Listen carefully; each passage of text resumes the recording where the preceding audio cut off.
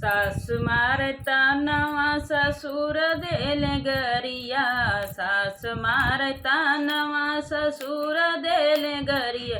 रे नदी खिंचाई रोजया गवा से थरिया, रे नदी खिंचाई रोजया गवा से थरिया।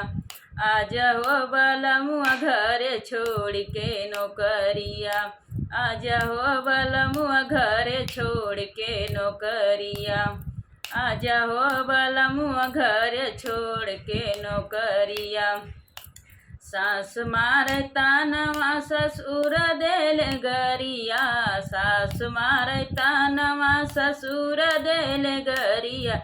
नदी खिंचाई रोजया गवा से थरिया, नदी खिंचाई रोजया गवा से थरिया।